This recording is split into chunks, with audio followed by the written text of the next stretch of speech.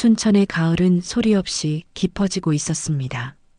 해가 기울면서 마을 어귀의 감나무 잎들은 붉게 물들었고 그 아래 서 있는 작은 시골집의 처마에도 저녁 그림자가 길게 드리웠습니다. 박정수는 마당 한쪽에 놓인 플라스틱 의자에 앉아 손에 쥔 호미를 천천히 움직이며 고추밭의 마른 잎을 정리하고 있었습니다. 68배 나이였습니다. 허리는 예전만 못했지만 손놀림만큼은 여전히 정확했습니다. 그녀의 손등에는 세월의 자국이 깊게 새겨져 있었고 그 자국 하나하나는 누군가를 먹이고 입히고 키워낸 증거였습니다. 정수는 말이 많지 않은 사람이었습니다. 웃을 때도 소리 내지 않고 화가 나도 목소리를 높이지 않았습니다. 다만 그녀의 눈빛은 언제나 또렷했고 그 안에는 흔들리지 않는 중심이 자리하고 있었습니다. 남편을 먼저 보낸 지 10년이 흘렀습니다. 그 이후로 정수는 혼자였지만 외롭다고 느낀 적은 거의 없었습니다. 아침이면 마당을 쓸고 오후에는 텃밭을 가꾸었습니다. 저녁에는 라디오를 틀어놓고 뜨개질을 하거나 창밖의 감나무를 가만히 바라보았습니다. 그렇게 하루가 흘러갔고 계절이 바뀌었습니다. 정순에게 삶은 거창한 것이 아니었습니다. 그저 매일을 성실히 채워가는 일이었습니다. 하지만 그녀에게도 무게가 있었습니다. 바로 아들 박지호였습니다. 38배 나이에 이미 2번의 사업 실패를 겪은 그는 몇 년 전부터 서울에서 또 다른 일을 시작했습니다. 정수는 아들의 선택을 말리지 않았습니다. 다만 가끔 전화로 밥은 먹고 다니니? 라고 물었고 아들은 짧게 네라고 답했습니다. 그게 전부였습니다. 해가 완전히 넘어간 저녁 6시 반쯤 대문 쪽에서 차 소리가 들렸습니다. 정수는 고개를 들었습니다. 익숙한 엔진 소리였습니다. 곧 현관문이 열리고 긴 코트를 입은 지호가 들어섰습니다. 그의 얼굴은 여느 때보다 어두웠고 눈가에는 피로가 짙게 내려앉아 있었습니다. 왔니? 정수는 짧게 인사했습니다. 지호는 고개만 끄덕이고는 거실 소파에 털썩 앉았습니다. 그의 손에는 서류 봉투가 들려 있었습니다. 정수는 부엌으로 가서 보리차 한 잔을 따라 건넸습니다. 지호는 그것을 받아들고 한참을 말없이 들고만 있었습니다. 엄마. 그가 입을 열었습니다. 목소리는 낮고 무거웠습니다. 5천만 원만 빌려주세요. 정수는 차를 마시던 손을 멈췄습니다.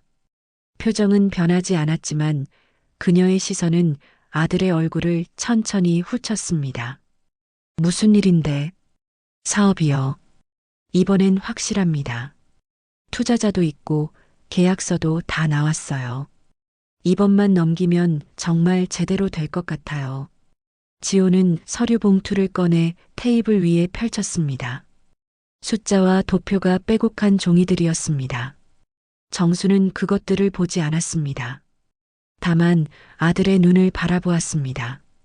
그 안에는 간절함과 조급함이 뒤섞여 있었습니다. 지호야. 정순의 목소리는 여전히 차분했습니다. 엄마가 가진 거 다 합쳐봐야 그 돈밖에 안 돼. 그걸 내게 주면 엄마는 어떻게 사니? 엄마, 저 이번에 정말 성공할 수 있어요. 제발 한 번만 믿어주세요. 지호의 목소리에 떨림이 섞였습니다. 정수는 찻잔을 내려놓고 천천히 고개를 저었습니다. 돈은 다시 벌 수 있지만 마음은 한번 무너지면 다시 세우기 어렵다. 내가 지금 필요한 건 돈이 아니라 내 마음을 추스르는 시간이야. 엄마는 저를 안 믿으시는 거네요. 지호의 말투가 차가워졌습니다. 정수는 대답하지 않았습니다. 그저 아들을 바라볼 뿐이었습니다. 좋아요. 이제 가족도 필요 없네요. 지호는 서류를 집어들고 벌떡 일어났습니다. 그는 현관으로 향했고 문을 세게 닫았습니다. 쾅 하는 소리가 집안을 울렸습니다. 정수는 그대로 소파에 앉아 있었습니다. 그녀의 손은 찻잔을 감싸고 있었지만 그 안의 차는 이미 식어 있었습니다. 밖에서는 차가 떠나는 소리가 들렸습니다. 멀어지는 엔진음이 완전히 사라진 뒤에야 정수는 천천히 고개를 들어 창밖을 바라보았습니다. 어둠 속에서 감나무의 윤곽만이 희미하게 보였습니다. 바람이 불었고 잎이 몇 장 떨어졌습니다. 정수는 부엌으로 갔습니다. 서랍 깊숙이 넣어둔 통장을 꺼내 펼쳤습니다. 잔액은 정확히 5,200만 원이었습니다. 남편이 남긴 보험금과 그녀가 10년간 모은 돈이었습니다. 그 숫자를 보며 정수는 입술을 깨물었습니다. 아들에게 줄 수 있는 돈이었습니다. 하지만 주지 않은 이유가 있었습니다. 그것은 인색함이 아니라 더 깊은 사랑이었습니다. 정수는 통장을 다시 서랍에 넣고 불을 껐습니다. 그리고 홀로 어두운 부엌에 앉아 오래도록 창밖을 바라보았습니다. 그녀의 가슴 어딘가에서는 무거운 정적이 가라앉고 있었습니다. 아들이 떠난 자리는 빈 의자로 남았고 그 빈자리는 공기보다 무거웠습니다. 이 집에는 지금 두 가지가 남아 있었습니다. 5천만 원이 든 통장과 그보다 훨씬 큰 공허함이었습니다. 아들이 떠난 지 사흘이 지났습니다. 정수는 여느 때처럼 아침을 맞았고 마당을 쓸었으며 점심을 혼자 먹었습니다. 하지만 무언가 달랐습니다. 손에 쥔 빗자루가 평소보다 무겁게 느껴졌고 밥맛도 예전 같지 않았습니다. 밤이면 지호가 남긴 마지막 말이 귓가에 맴돌았습니다. 이제 가족도 필요 없네요. 그 말은 공기처럼 가벼웠지만 정순의 가슴에는 돌처럼 무겁게 가라앉았습니다. 목요일 오후 정수는 텃밭에서 배추를 다듬고 있었습니다. 하늘은 흐렸고 먹구름이 천천히 몰려오고 있었습니다. 그때 대문이 열리는 소리가 들렸습니다. 정수는 고개를 들었습니다. 며느리 김선영이었습니다. 그녀는 작은 보따리를 들고 조심스럽게 마당으로 들어왔습니다. 어머니 계셨어요? 선영은 환하게 웃으며 인사했습니다. 35의 나이에도 여전히 소녀 같은 미소를 가진 사람이었습니다. 정수는 손을 털고 일어났습니다. 왔니? 갑자기 무슨 일이야? 그냥 주말에 시간 나서요. 어머니 뵙고 싶기도 하고. 선영의 말투는 밝았지만 정수는 그 안에 숨겨진 조심스러움을 느꼈습니다. 두 사람은 집 안으로 들어갔습니다. 선영은 보따리에서 과일과 떡을 꺼내 테이블 위에 놓았습니다. 정수는 보리차를 끓이고 접시를 꺼냈습니다. 창밖으로는 이슬비가 내리기 시작했습니다. 요즘 지호는 어떠니? 정순이 먼저 물었습니다. 선영은 찻잔을 손에 쥐고 잠시 망설이다가 입을 열었습니다. 어머니 요즘 지호가 많이 힘들어해요. 정수는 대답하지 않았습니다. 다만 차를 한 모금 마셨습니다. 회사 일이 잘 안 풀렸나 봐요. 집에 와서도 말이 없고 밤에 잠도 잘 못 자요. 어머니한테 다녀온 날 이후로는 더 그래요. 선영의 목소리가 조금씩 낮아졌습니다. 정수는 창밖을 바라보았습니다. 빗방울이 유리창을 따라 흘러내리고 있었습니다. 선영아. 정순이 입을 열었습니다. 엄마가 아들한테 돈을 안 빌려준 게 야속하니? 선영은 고개를 저었습니다. 아니에요, 어머니. 저도 알아요. 어머니가 왜 그러셨는지. 그럼 됐다. 정수는 짧게 답하고 찻잔을 내려놓았습니다. 하지만 선영은 말을 이었습니다. 그런데 어머니 지호가 정말 힘들어 보여요. 저는 뭘 어떻게 해줘야 할지 모르겠어요. 선영의 눈가가 조금 붉어졌습니다. 정수는 그 모습을 가만히 바라보았습니다. 젊은 며느리의 얼굴에서 오래전 자신의 모습이 보였습니다. 정순도 한때는 그랬습니다. 남편이 사업에 실패했을 때 무엇을 해야 할지 몰라 막막했던 적이 있었습니다. 선영아, 사람은 돈이 아니라 마음으로 버티는 거야. 정순의 목소리는 부드러웠습니다. 돈은 있다가도 없고 없다가도 생기는 거지. 하지만 마음이 무너지면 그땐 아무것도 다시 세울 수가 없어. 지호가 지금 필요한 건 돈이 아니라 곁에서 믿어주는 사람이야. 그게 내 역할이고. 선영은 고개를 끄덕였습니다. 하지만 그녀의 표정에는 여전히 불안이 남아 있었습니다. 어머니는 후회 안 하세요? 그때 돈을 빌려주셨으면 지호가 이렇게까지 힘들어하진 않았을 텐데요. 정수는 잠시 침묵했습니다. 창밖의 빗소리만이 고요한 방 안을 채웠습니다. 후회는 하지. 엄마도 사람인데. 정수는 천천히 말했습니다. 근데 그게 잘못된 선택이었다고는 생각 안 해. 내가 그 돈을 줬으면 지호는 또 실패했을 거야. 그리고 그땐 더 큰 상처를 안고 돌아왔겠지. 선영은 찻잔을 두 손으로 감쌌습니다. 정수는 자리에서 일어나 부엌으로 갔습니다. 서랍을 열고 낡은 사진첩 한 권을 꺼내왔습니다. 그리고 그것을 테이블 위에 펼쳤습니다. 거기에는 젊은 시절의 정순과 남편, 그리고 어린 지호의 모습이 담겨 있었습니다. 이 사진 봐. 지호가 5살 때야. 정수는 한 장의 사진을 가리켰습니다. 웃고 있는 지호의 얼굴이 환했습니다. 그때 남편이 사업에 실패했어. 빚이 1,000만 원 넘게 생겼지. 나는 그걸 갚으려고 친정에 손을 벌렸어. 내 부모님이 노후 자금 다 털어서 우리 빚을 갚아주셨지. 선영은 사진을 바라보았습니다. 그 이후로 어떻게 됐는지 아니? 남편은 또 사업을 시작했어. 그리고 또 실패했어. 사람은 쉽게 주어진 돈으로는 배우지 못해. 고통을 겪어야 비로소 깨닫는 거야. 정수는 사진첩을 닫았습니다. 그때 내가 친정에 손 벌린 걸 평생 후회했어. 내 부모님은 그 이후로 제대로 된 노후를 못 보내셨거든.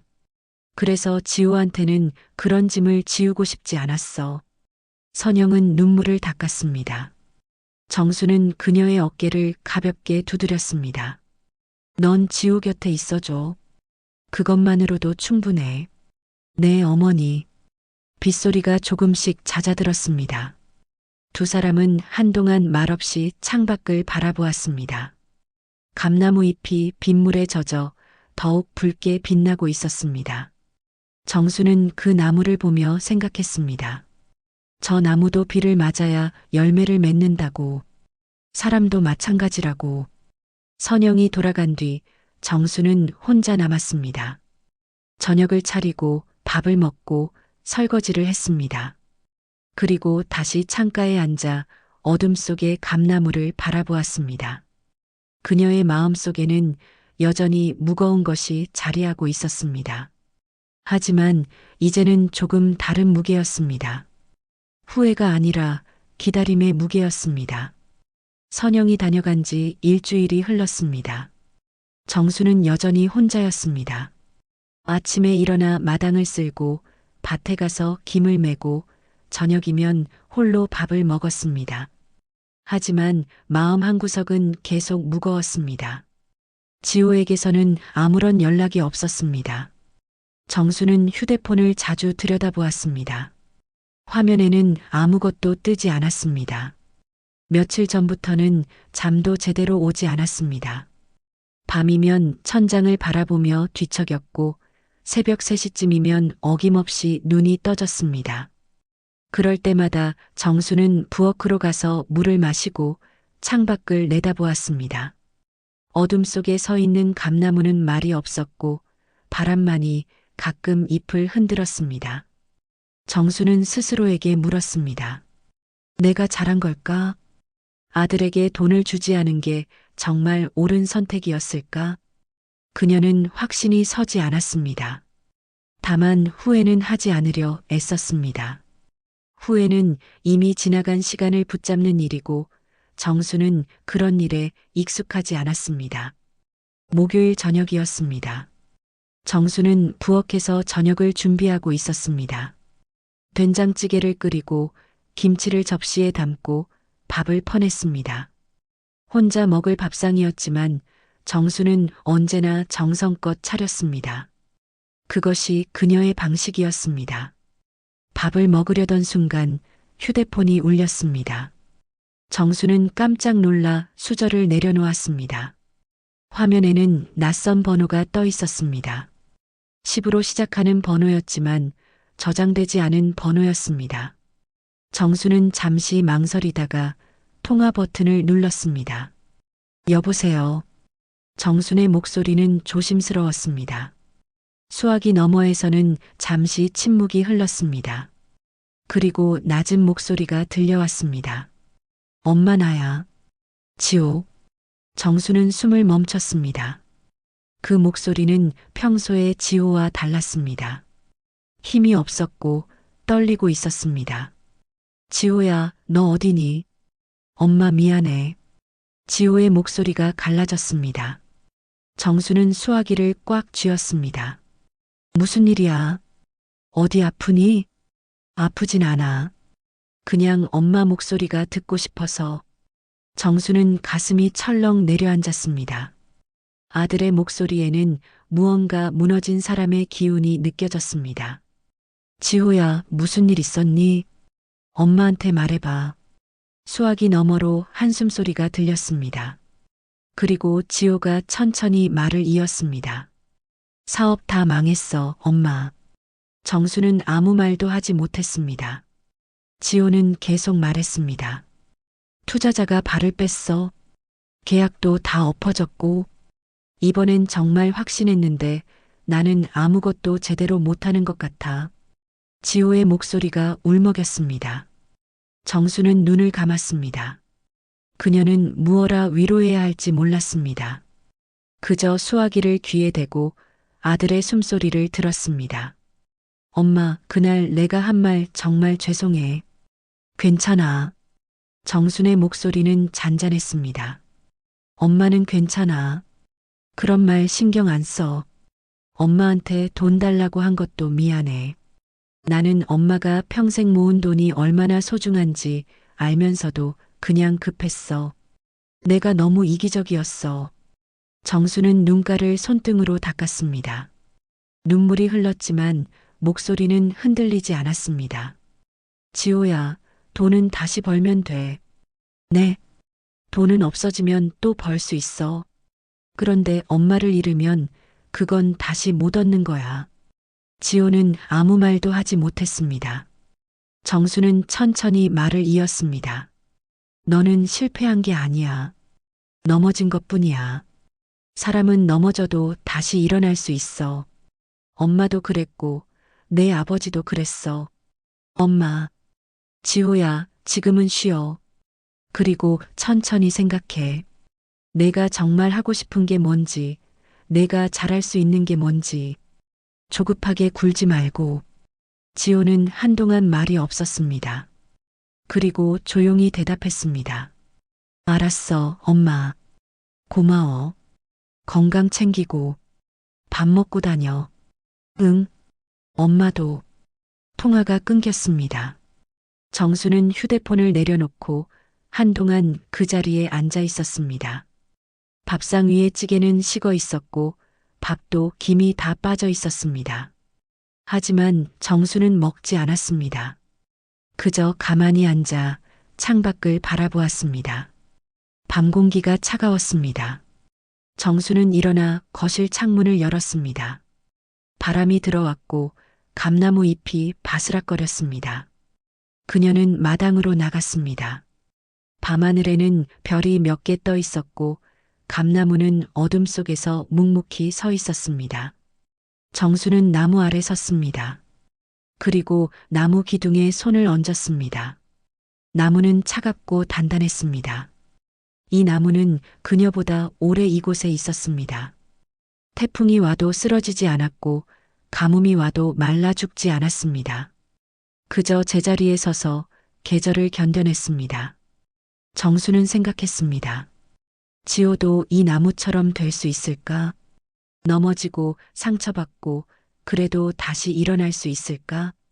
그녀는 확신할 수 없었습니다. 하지만 믿고 싶었습니다. 아들이 언젠가는 다시 일어날 것이라고. 그날 밤 정수는 오랜만에 깊이 잠들었습니다. 꿈속에서 그녀는 젊은 시절의 자신을 보았습니다. 빚에 쫓기고 남편과 싸우고 어린 지호를 업고 울던 그 시절을요. 그리고 그 시절을 견뎌낸 자신을 보았습니다. 정수는 알았습니다. 사람은 생각보다 강하다는 것을요. 그리고 시간은 생각보다 많은 것을 치유한다는 것을요. 다음 날 아침 정수는 평소보다 일찍 일어났습니다. 마당을 쓸고 밭에 물을 주고 부엌을 정리했습니다. 그리고 오후에는 시장에 나가 아들이 좋아하던 고등어를 샀습니다. 언젠가 지호가 돌아오면 구워주려고요. 그녀의 마음속에는 여전히 불안이 있었습니다. 하지만 이제는 그 불안 너머로 무언가가 보이기 시작했습니다. 희미하지만 따뜻한 무언가가요. 그것은 희망이라 부를 수 있는 것이었습니다. 지호에게서 전화가 온 지 엿새가 지났습니다. 정수는 그 사이 아들에게 먼저 연락하지 않았습니다. 그저 하루하루를 살아갔습니다. 마당을 쓸고 밭을 가꾸고 저녁을 먹었습니다. 하지만 이전과는 조금 달랐습니다. 마음속에 작은 기대가 자리 잡았기 때문입니다. 아들이 다시 일어설 것이라는 그 작은 믿음이요. 수요일 오후였습니다. 정수는 부엌에서 김장 준비를 하고 있었습니다. 배추를 다듬고 소금물에 절이고 양념을 만들었습니다. 손은 바빴지만 마음은 차분했습니다. 라디오에서는 옛날 가요가 흘러나왔고 창밖으로는 따뜻한 가을 햇살이 들어왔습니다. 그때 대문이 열리는 소리가 들렸습니다. 정수는 손을 멈추고 고개를 들었습니다. 익숙한 발걸음 소리였습니다. 현관문이 열리고 지호와 선영이 함께 들어섰습니다. 두 사람의 손에는 반찬통이 들려 있었습니다. 어머니, 선영이 먼저 인사했습니다. 지호는 그 뒤에 서서 조심스럽게 고개를 숙였습니다. 엄마 왔어. 정수는 두 사람을 바라보았습니다. 지호의 얼굴은 여전히 피곤해 보였지만 눈빛만큼은 예전보다 맑았습니다. 정수는 앞치마를 벗으며 말했습니다. 들어와. 밥은 먹었니? 아직이요. 그래서 우리가 준비해 왔어요. 선영이 반찬통을 식탁 위에 놓았습니다. 지호도 가방에서 무언가를 꺼냈습니다. 쌀과 계란, 그리고 작은 고기 팩이었습니다. 엄마, 오늘은 우리가 밥 차릴게요. 지호의 목소리는 조용했지만 단호했습니다. 정수는 잠시 망설이다가 고개를 끄덕였습니다. 그래, 그럼 엄마는 여기 앉아 있을게. 정수는 거실 소파에 앉았습니다. 그리고 부엌에서 움직이는 두 사람을 바라보았습니다. 선영이 쌀을 씻고 지호가 계란을 풀었습니다. 지호는 서툴렀지만 진지했습니다. 프라이팬을 꺼내고 기름을 두르고 계란을 부쳤습니다. 선영은 그 옆에서 된장찌개를 끓이고 김치를 꺼냈습니다. 정수는 그 모습을 가만히 보았습니다. 지호가 부엌에서 요리하는 모습은 처음이었습니다. 어릴 때부터 지호는 부엌 일에 관심이 없었습니다. 그저 밥이 나오면 먹고 설거지는 어머니가 하는 것이 당연했습니다. 하지만 지금 그는 앞치마를 두르고 계란을 뒤집고 있었습니다. 30분쯤 지나 밥상이 차려졌습니다. 따끈한 밥, 계란말이, 된장찌개, 김치, 그리고 고기볶음이었습니다. 화려하지 않았지만 정성이 느껴졌습니다. 세 사람은 식탁에 둘러앉았습니다. 어머니, 먼저 드세요. 선영이 숟가락을 건넸습니다. 정수는 그것을 받아들고 찌개를 한술 떠서 입에 넣었습니다. 간이 조금 짰지만 맛있었습니다. 정수는 고개를 끄덕이며 말했습니다. 잘 끓였네. 선영이 환하게 웃었습니다. 지호는 밥을 먹으며 조용히 말했습니다. 엄마, 저번에 한 말 정말 미안해. 정수는 숟가락을 내려놓고 지호를 바라보았습니다. 괜찮아. 그런 말 다시 꺼내지 마. 아니야, 엄마. 나는 꼭 말해야 해. 지호는 숟가락을 놓고 정순을 똑바로 쳐다보았습니다. 나는 엄마가 날 안 믿는다고 생각했어. 근데 그게 아니었어. 엄마는 날 너무 잘 알고 있었던 거야. 내가 돈을 받으면 또 실패할 거라는 걸. 정수는 아무 말도 하지 않았습니다. 지호는 계속 말했습니다. 사업이 망하고 나서 나는 며칠 동안 아무것도 안 했어. 그냥 집에 있으면서 내가 뭘 잘못했는지 생각했어. 그리고 깨달았어. 나는 항상 결과만 생각했지, 과정은 생각 안 했다는 걸. 선영이 지호의 손을 가만히 잡았습니다. 지호는 잠시 말을 멈췄다가 다시 입을 열었습니다. 엄마가 그랬잖아. 돈은 다시 벌 수 있지만 마음은 한번 무너지면 다시 세우기 어렵다고. 나는 이제 알 것 같아. 내가 진짜 지켜야 할 건 사업이 아니라 내 마음이었다는 걸. 정순의 눈가가 촉촉해졌습니다. 하지만 그녀는 눈물을 보이지 않았습니다. 그저 조용히 고개를 끄덕였습니다. 그걸 알았으면 됐어. 엄마, 나 다시 시작하려고. 지호의 목소리에 힘이 실렸습니다. 근데 이번엔 달라. 큰 사업 말고 작은 것부터 시작하려고. 선영이랑 같이 작은 가게 하나 열까 생각 중이야. 서두르지 않고 천천히. 정수는 지호의 얼굴을 바라보았습니다. 그 얼굴에는 조급함이 없었습니다. 대신 차분함이 있었습니다. 좋은 생각이다. 천천히 해. 급하게 가려고 하지 말고. 응, 엄마. 이번엔 제대로 할게. 선영이 웃으며 말했습니다. 어머니, 저희 열심히 할게요. 가끔 찾아뵙고요. 정수는 고개를 끄덕였습니다. 그리고 다시 밥을 먹기 시작했습니다. 세 사람은 한동안 말없이 밥을 먹었습니다. 그 침묵은 무겁지 않았습니다. 오히려 따뜻했습니다. 식사를 마친 뒤 선영이 설거지를 했습니다. 지호는 정순과 함께 거실에 앉았습니다. 창밖으로는 감나무가 보였습니다. 잎이 대부분 떨어지고 붉은 감만 몇 개 남아 있었습니다. 엄마, 저 감나무 언제 심었어? 내가 태어난 해에 심었지. 그렇게 오래됐구나. 응. 태풍도 겪고 가뭄도 겪었어. 근데 안 죽고 여기 있네. 지호는 감나무를 가만히 바라보았습니다. 정순이 말했습니다.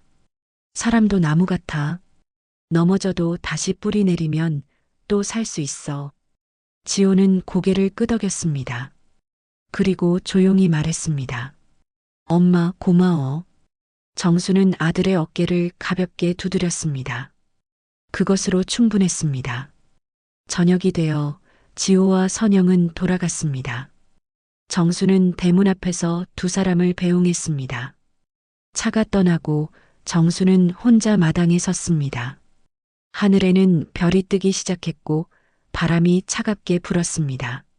정수는 부엌으로 돌아가 설거지된 그릇들을 정리했습니다. 그리고 거실에 앉아 오늘 하루를 돌아보았습니다. 아들이 차린 밥상, 며느리의 웃음, 그리고 지호의 사과. 그것들은 정순의 마음속에 조용히 쌓였습니다. 정수는 생각했습니다. 진짜 부자는 돈이 많은 사람이 아니라 마음이 평화로운 사람이라고. 그리고 오늘 그녀는 부자가 된 기분이었습니다. 그로부터 2달이 지났습니다. 겨울이 왔고 순천의 마을은 고요했습니다. 감나무는 이제 잎을 모두 잃고 앙상한 가지만 남았습니다. 하지만 정수는 그 나무를 볼 때마다 생각했습니다. 봄이 오면 다시 푸르게 돋아날 거라고. 주말이었습니다. 정수는 아침 일찍 일어나 부엌을 정리했습니다. 오늘은 지호와 선영이 오기로 한 날이었습니다. 지난 2달 동안 두 사람은 거의 매주 찾아왔습니다. 처음에는 빈손으로 왔다가 점차 반찬을 가져오고 함께 밥을 짓고 설거지를 했습니다. 정수는 그 변화를 조용히 지켜보았습니다. 오전 11시쯤 차 소리가 들렸습니다. 정수는 마당으로 나갔습니다. 지호와 선영이 차에서 내렸고 뒷좌석에서 큰 상자 하나를 꺼냈습니다. 어머니, 오늘은 특별한 날이에요. 선영이 환하게 웃었습니다. 지호도 미소를 지으며 상자를 들고 집 안으로 들어갔습니다. 정수는 궁금한 표정으로 두 사람을 따라갔습니다. 거실 테이블 위에 상자가 놓였습니다. 지호가 조심스럽게 뚜껑을 열었습니다. 안에는 케이크가 들어 있었습니다. 작지만 정성스럽게 만들어진 케이크였고 그 위에는 새 시작이라는 글자가 적혀 있었습니다. 엄마, 우리 가게 오픈했어. 지호가 말했습니다. 정수는 눈을 크게 떴습니다. 가게? 응. 작은 반찬 가게야. 선영이랑 둘이서 매일 반찬 만들어서 파는 거. 시작한 지 한 달 됐는데 손님들이 꽤 찾아와. 선영이 덧붙였습니다. 처음엔 하루에 몇 개 안 팔렸는데 요즘은 단골 손님들이 생겼어요. 어머니, 이거 다 어머니 덕분이에요. 정수는 고개를 갸웃했습니다. 내가 뭘 했다고. 엄마가 그랬잖아. 천천히 하라고. 조급하게 굴지 말라고. 지호는 케이크에 초를 꽂으며 말했습니다. 나는 항상 큰 것만 보려고 했어. 빨리 성공하고, 빨리 돈 벌고. 근데 그게 아니더라고. 작은 것부터 차근차근 쌓아가는 게 진짜 성공이더라. 정수는 아무 말도 하지 못했습니다. 그저 아들의 얼굴을 바라보았습니다. 그 얼굴에는 이제 조급함 대신 차분함이 자리하고 있었습니다. 엄마, 초 불어줘. 지호가 라이터로 초에 불을 붙였습니다. 작은 불꽃이 흔들렸습니다. 정수는 손을 모으고 천천히 불을 불었습니다. 불이 꺼지고 세 사람은 박수를 쳤습니다. 축하해, 지호야. 정순의 목소리는 잔잔했지만 따뜻했습니다. 지호는 고개를 숙였습니다. 엄마, 정말 고마워. 그날 돈 안 빌려줘서. 정수는 지호의 손을 가볍게 잡았습니다. 너는 잘하고 있어. 이제 제대로 가고 있는 거야. 세 사람은 케이크를 나눠 먹었습니다. 달콤한 크림과 부드러운 빵이 입안에서 녹았습니다. 창밖으로는 겨울 햇살이 비쳤고 거실은 포근했습니다. 점심을 먹은 뒤 세 사람은 마당으로 나갔습니다. 날씨는 쌀쌀했지만 하늘은 맑았습니다. 정수는 감나무 아래로 걸어갔습니다. 지호와 선영도 따라왔습니다. 이 나무 참 오래 살았네.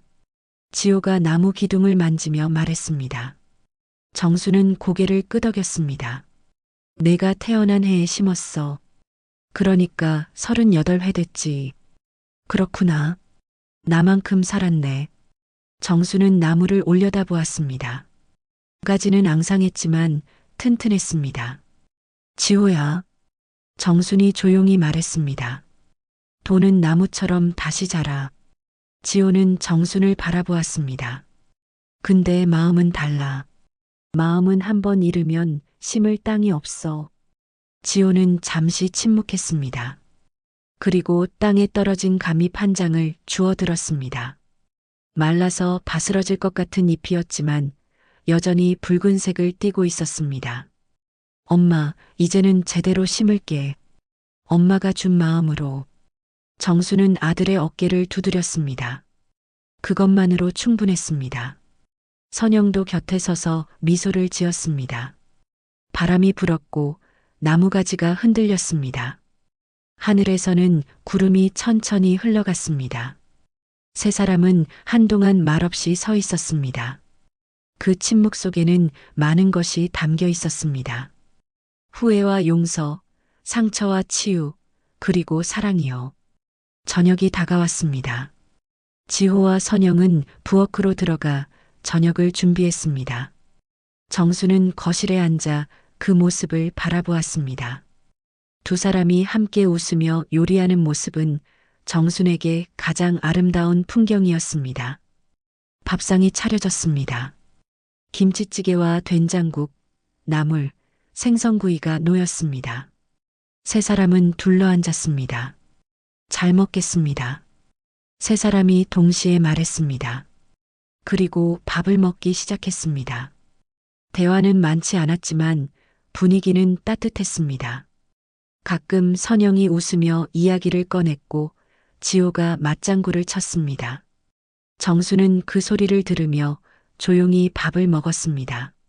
식사를 마친 뒤 지호가 말했습니다. 엄마, 다음 주에도 올게. 그래, 와라. 엄마가 밥 해줄게. 아니에요, 어머니. 이제 저희가 해드릴게요. 선영이 웃으며 말했습니다. 정수는 고개를 저었습니다. 돌아가면서 하자. 오늘은 너희가 하고 다음엔 내가 하고. 세 사람이 웃었습니다. 그 웃음소리가 집안을 채웠습니다. 밤이 되어 지호와 선영은 돌아갔습니다. 정수는 대문 앞에 서서 두 사람을 배웅했습니다. 차가 멀어지고 테일라이트가 사라질 때까지 정수는 그 자리에 서 있었습니다. 집으로 돌아온 정수는 거실에 앉았습니다. 창밖으로는 감나무가 보였습니다. 어둠 속에서도 그 윤곽은 또렷했습니다. 정수는 그 나무를 바라보며 생각했습니다. 사람도 나무처럼 산다고, 넘어지고 다시 일어나고 계절을 견디며 그렇게 살아간다고. 정수는 미소를 지었습니다. 오늘 하루가 좋았습니다. 아들의 얼굴이 밝았고 며느리의 웃음이 따뜻했습니다. 그리고 무엇보다 세 사람이 함께 밥을 먹었습니다. 그것만으로 충분했습니다. 그날 밤 정수는 깊이 잠들었습니다. 꿈속에서 그녀는 봄날의 감나무를 보았습니다. 새로운 잎이 돋아나고 꽃이 피고 바람이 불었습니다. 그 나무 아래에는 세 사람이 서 있었습니다. 함께 웃으며 함께 서 있었습니다. 정수는 알았습니다. 진짜 부자는 돈이 많은 사람이 아니라 사랑하는 사람과 함께 밥을 먹을 수 있는 사람이라는 것을요. 그리고 그녀는 지금 이 순간 세상에서 가장 부유한 사람이었습니다. 감나무는 여전히 그 자리에 서 있었습니다. 앙상하지만 단단하게, 고요하지만 따뜻하게. 그리고 그 나무 아래에서 한 가족의 사랑이 다시 자라나고 있었습니다. 천천히 하지만 확실하게. 겨울이 지나면 봄이 올 것입니다. 감나무는 다시 푸르러질 것이고 꽃이 필 것이며 열매를 맺을 것입니다. 그리고 정수는 그 나무 아래에서 아들과 며느리와 함께 웃을 것입니다. 그것으로 충분했습니다.